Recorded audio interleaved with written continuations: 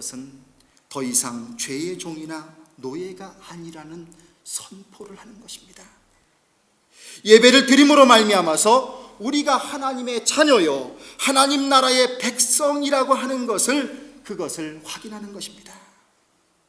그러므로 예배는 하나님의 백성들에게, 하나님의 자녀들에게 주신 하나님의 특권입니다. 하나님의 자녀가 아니라면 예배 드릴 수 없습니다. 신학자들은 이스라엘이 광야에서 산 40년의 생활은 광야의 교회다라고 의미를 부여합니다. 이스라엘 백성들이 애굽에 나와서 비록 광야에 살았지만 그들은 하나님을 예배하는 거룩한 백성으로 달라졌습니다. 종으로 천대받던 그들의 신분이 이제는 하나님의 백성으로 변화된 것입니다. 예배를 드리는 자는 자신의 분명한 정체성을 회복할 수 있게 된다는 뜻입니다. 군대에서 처음 훈련을 받을 때 처음에 군대에 들어가면 사람 취급도 받지 못합니다. 그런데 몇 주가 지나고 소위 사회의 때를 벗고 나면 그때 처음으로 교회를 갈 수 있게 해줘요. 그때 들어가서 그 드리는 예배의 감격을 저는 아직도 잊지 못하곤 합니다. 마음껏 예배할 수 있다고 하는 것, 이것은 얼마나 인간이 인간답게 살 수 있는 권리인지 모릅니다. 지금도 지구상에는 예배하고 싶어도 숨어서 예배를 드려야만 하는 그러한 비참한 현실 속에 사는 사람들도 참으로 많이 있습니다. 가까이 우리의 북녘 동포들을 생각해 볼 수가 있습니다. 다른 나라에 끌려가서 노예 생활을 하는 것만이 노예가 아니라 이념의 노예가 되어서, 공산주의의 노예가 되어서 그들은 신앙의 자유를 억압당하고 그 가운데 하나님 앞에 마음껏 예배를 드리지 못하고 있습니다. 하나님이 이스라엘 백성들을 애굽 땅으로부터, 그 종의 신분으로부터 회복시켜 주시고 해방시켜 주신 그 이유를 보면 그들로 하여금 하나님께 예배하게 하시기 위한 뜻이 담겨 있다고 했습니다. 왜 그렇습니까? 예배하는 인생을 살게 되면 드디어 모든 것이 회복되기 때문입니다. 로마 시대에는 로마의 시민권을 소유하는 것이 자랑스러웠을 것이고요, 오늘날과 같은 21세기에는 미국의 시민권을 가지고 있는 것이 자랑스러울 것이고요. 그러나 예배하는 삶을 살게 되면 그 어떤 것보다도 내가 천국 백성이 되었음을 자랑할 수 있게 됩니다. 천국 시민으로서 함부로 사는 모습을 보일 수가 없게 되죠. 예배할 때 우리는 마음속으로 외칠 수 있습니다. 나는 더 이상 죄의 종이 아니라 하나님의 백성이요 하나님의 자녀다. 나는 자유하게 되었다. 이렇게 선포할 수 있는 것입니다. 나는 자유입니다. 성도 여러분, 옆 사람에게 한번 선포하시길 바랍니다. 저는 자유인입니다. 한번 선포를 해보십시오. 예, 저는 자유인입니다. 예, 우리는 자유인입니다. 주님께서 이토록 예배를 통하여, 예배드리는 심령을 통하여 우리를 회복시켜 주십니다. 두 번째로는 예배를 통하여 우리는 영적인 회복을 경험할 수 있습니다. 가장 우리가 살아가면서 무서운 것은, 그 무서운 적은 외부에 있는 것이 아니라 내부에 있어요. 외부와 싸우다 보니 내부가 굶어 터지는 경우를 많이 봅니다.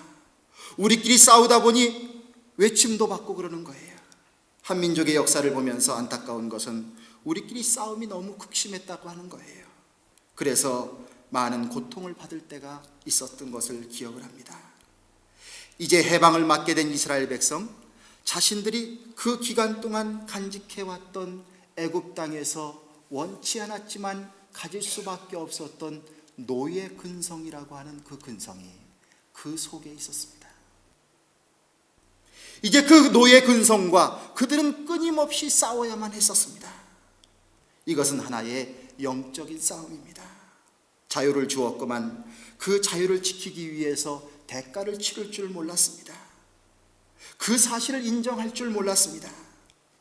이스라엘 백성들이 광야에서 그래서 조금 어려움을 겪을 때마다 그들은 그 노예 근성을 나타낼 수밖에 없었습니다. 때로는 물이 없다고, 목이 마르다고, 먹을 것이 없다고, 고기를 먹지 못한다고, 싱싱한 야채를 못 먹는다고, 심지어는 지도자가 하나님 앞에 기도하러 들어갔는데 지도자가 자기 옆에 없다고 그렇게들 불평을 하면서 끊임없이 불평하고 무언가 받기를 바라는 마음속에 하나님이 그토록 많은 증거를 보여주셨음에도 불구하고 그들은 늘 의심하면서 그 노예 근성을 버리지 못했습니다. 이러한 사람들에게 하나님은 예배를 통하여 그들에게 역사해 주시기 시작했습니다. 성령님을 통하여서 그들의 그 영적인 싸움을 이길 수 있도록 인도해 주시고 계신 것입니다. 사도행전 1장 8절에 보면 오직 성령이 너희에게 임하시면 너희가 권능을 받고 내 증인이 되리라 라는 말씀을 주셨습니다. 성령께서 임하실 때에 비로소 권능을 얻고 그 다음에 증인이 된다는 말씀을 해주신 거예요. 성령님의 오심은 하나님의 임재를 의미합니다. 예배를 통하여 하나님의 임재를 경험한 후에 우리 자신 속에 있는 노예의 쓴 뿌리들을 드디어 청산할 수 있게 됩니다. 그리고 하나님의 백성답게 살아갈 수 있다고 하는 것입니다. 예배라고 하는 것은 하나님의 임재하심을 경험하는 놀라운 순간입니다. 구약 성경에 보면 하나님께서 이스라엘 백성들에게 임하실 때에 구름이 회막을 덮고 여호와의 영광이 성막에 충만하매 라는 말씀이 나옵니다. 이스라엘 백성들은 집도 없는 광야의 생활을 했습니다. 그러나 주님의 임재를 가장 많이 체험한 곳이 바로 광야의 생활입니다. 어려운 광야와 같은 순간, 이 순간을 우리가 살아가면서 맞이할 때가 참으로 많이 있습니다. 그때에 우리는 하나님을 예배해야 합니다. 그 어려운 광야와 같은 순간이 하나님을 만나고 하나님의 임재하심을 경험할 수 있는 놀라운 순간이라는 것을 기억하십시오. 그리고 소망 가운데 하나님께 예배하십시오. 하나님은 역사하시고 또한 우리를 회복시켜 주십니다. 왜냐하면 하나님은 살아계신 하나님이시기 때문입니다. 이 시대, 여러분들은 이 시대를 어떻게 평가하고 살아가고 계십니까? 이 시대 우리가 누리는 문화는 과연 어떤 문화입니까? 과연 하나님께서 기뻐하시는 그런 모습으로 지금 우리들의 살아가는 모습이 발전되어 나가고 있습니까? 혹시 다시금 우리가 노예와 같은 상태로 뭔가에 사로잡혀 그렇게 전락되고는 있지 않습니까? 물질 만능과 향락과 오락과 여러 가지 세상살이 속에서 우리가 우리 자신들을 그렇게 묶어가고 있지는 않습니까? 어느새 우리는 풍부한 물질이 없다면 살지 못하겠다고, 차라리 없으면 안 사는 게 낫겠다고 이렇게 고백하며 살고 있지는 않습니까? 우리는 이러한 유혹으로부터 우리 자신을 극복해야 합니다. 어디서 그것을 극복할 수 있는 힘을 얻을 수 있을까요? 그것은 바로 예배를 통해서 얻을 수 있습니다. 예배를 통해서 우리의 영이 건강하게 자라도록 우리는 노력해야 합니다. 우리의 마음속에 이런 고백이 있어야 합니다. 주님과 함께라면 가난해도 좋다. 주님과 함께라면 병이 들어도 괜찮다.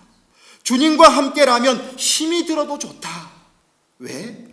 주님이 나의 전부가 되어주시니까. 예배를 통하여서 우리는 그러한 영적인 건강함을 체험해 나갈 수가 있다는 거예요. 성도 여러분, 우리 모두가 주님을 통하여서, 주님 앞에 진실된 예배를 통하여서 정말로 영적으로 건강한 그 건강을 회복할 수 있는 우리 모두가 되기를 간절히 축원합니다. 마지막으로 한 가지 더 드릴 수 있는 말씀은, 예배는 우리에게 사명을 회복하게 해준다는 사실입니다. 예배라고 하는 것은 하나님과의 만남의 사건입니다. 모세는 시내산에서 불타는 떨기나무 속에서 하나님을 만났습니다. 그리고 그동안 자신을 준비시켜 오신 하나님의 사명을 드디어 깨달았습니다. 그가 광야로 쫓겨나갈 때 그의 인생에 어떠한 미래가 있을 것처럼 보이지 않았습니다. 그러나 하나님은 이미 그를 애굽궁에서 그 당시에 최고의 학문을 배우게 하시고, 그리고 광야를 통해서 한없이 겸손한 삶을 배우게 하시고,